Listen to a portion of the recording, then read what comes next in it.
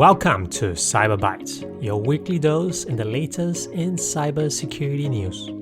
I'm your host, Edwin Kwan, and today's lineup is a full one. We'll be covering Mozilla's powerful new privacy tools all the way to a serious container escape flaw that could shake Docker and Kubernetes users. We'll also unpack a crafty phishing scam preying on iPhone users in Switzerland. We'll dive into some sneaky time-delayed malware in Nougat packages, and we'll wrap up with OAuth's brand new AI vulnerability scoring framework. Make sure you lock your devices and let's dig in. First up, a big win for browser privacy. Mozilla just rolled out version 145 of Firefox, which has a serious new anti-fingerprinting defense. For those who are new to fingerprinting, it's a tracking technique that builds a unique digital fingerprint of your system using data like your fonts, hardware specs, and browser behavior. This let websites identify you even if you block cookies or use incognito mode. The upgrade includes a few clever tricks. It adds a random noise pattern to background images. It restricts the use of local fonts and even report a smaller number of processor calls. Now, Mozilla is saying that these changes cut the number of uniquely trackable users from about 65% to just 20%. Now, there's a bit of balance down here. Stronger blocking sometimes breaks legitimate websites. And that's why these defenses are rolling out in private browsing and enhanced tracking protection strict mode.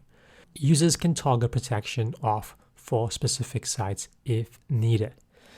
It's just another step in Mozilla's long game to make privacy usable by default, and it's not just a setting for power users.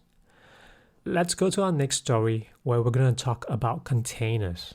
And it's a critical wake-up call for anyone managing cloud-native environments. Security researchers just disclosed 3 major vulnerabilities in RunC, the container runtime that powers Docker and Kubernetes.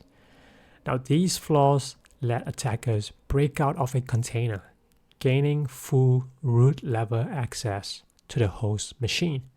So think of it as a digital jailbreak for containers. The issue comes from how RunC handles bind mounts and file permissions. A clever attacker could redirect essential files or override sensitive data, completely bypassing isolation safeguards. There's been no active exploits seen yet, but the potential fallout is massive, especially for shared infrastructure or CI/CD pipelines running untrusted workloads. There's some mitigations. First, update RunC immediately to the patch version. Make sure you turn on user namespaces. Have a preference for rootless containers where possible, and keep an eye out for suspicious symbolic links. They could indicate early stages of attack chains. Containerization may have revolutionized software development, but as RunC reminds us, the hyper-efficiency of modern DevOps still sits on delicate trust boundaries. Now, let's head over to Switzerland, where the National Cybersecurity Center has issued a warning about a smart and concerning phishing campaign that's targeting iPhone owners. Here's how the scam works. Criminals claim to have found your lost or stolen iPhone and send a message pretending to be from Apple's Find My team. The messages might even reference your exact model or color, details they can easily grab from your phone's lock screen. The message includes a link to what looks like Apple's official Find My page, but it's a counterfeit site designed to steal your Apple ID and password. A simple rule of thumb: Apple will never contact you by text or email about a found device. If you receive such a device, don't click any links. Open your official Find My app instead.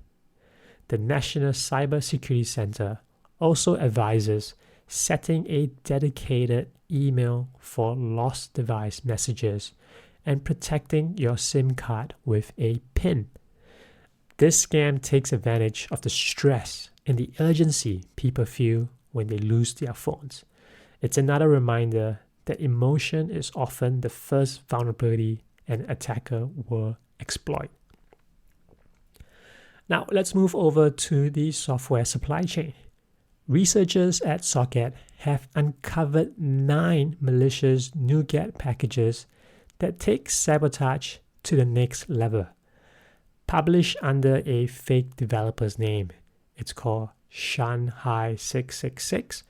These packages include legitimate functionality, but hidden inside was a delay destructive payload that's set to trigger between 2027 and 2028. These time bomb payloads are coded to activate probabilistically, meaning some installs might malfunction immediately, while others might stay quiet for years. When triggered, they can terminate processes or corrupt automation in industrial devices, notably Siemens PLCs. One standout offender, called Sharp7Extend, impersonated a trusted library used in industrial control communications. Before being removed, these packages were downloaded around 9,500 times. Make sure you audit your NuGet dependencies, even the ones that appear harmless. Use a software composition analysis tool that flags odd behavior of future data triggers. And for industrial environments, verify PLC write operations to detect unusual interference. Software supply chain attacks aren't new, but embedding a future bomb inside legitimate code? That's a pretty diabolical twist we'll likely see more of.